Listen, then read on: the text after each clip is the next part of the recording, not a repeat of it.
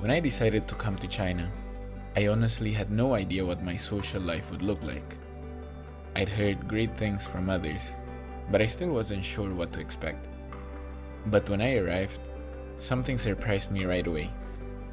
The international community here was way bigger than I ever imagined. For the first time in my life, I was meeting people from countries I'd only hear or read about. Because of that, I let myself dive into it completely. The cultures, the languages, the stories, all of it. I spoke Spanish with some friends, Indonesian with others, and English with many. It felt like I was traveling the world without even leaving campus. And the most beautiful thing was that, despite our different backgrounds, all of us shared one thing in common. We came here because we were curious about China. Their unique stories, dreams, and reasons for choosing China, all of it inspired me deeply. And it was these friendships that made me want to stay, to learn more, and to understand China better. But after a while, I also realized something else.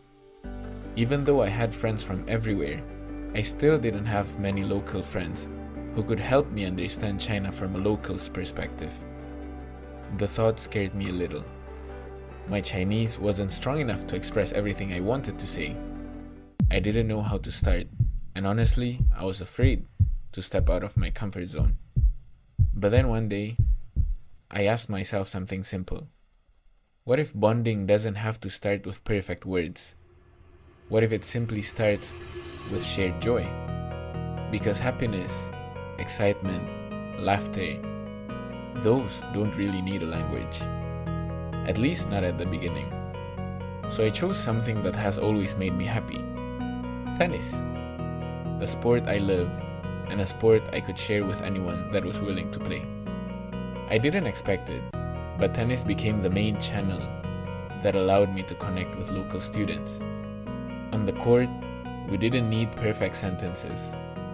We only needed rallies, rhythm, and a shared love for the game. And slowly, as my Chinese improved, our conversations grew, both on and off the court. We joked around, talked about life, and sometimes diving deep into topics about finance and economics. After all, I study at one of China's top universities in these fields, so it's a real privilege to exchange ideas with brilliant local students.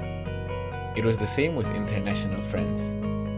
We talked about fun and light topics, but also about how finance and economics work back in their home countries.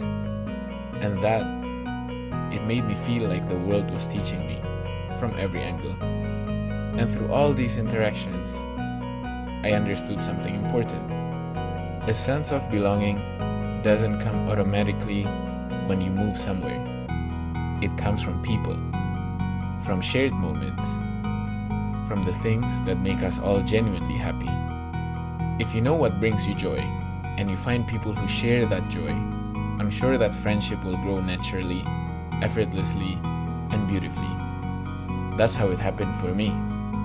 And none of it was blocked by language barriers. Because connection is built through feelings first, and words follow later. So when I think about my beautiful encounter with China, I don't think about a single moment or a single person. It's all the friendships that grew from something as simple as joy. Because when joy sparks connection, it doesn't just give you memories, it gives your life direction.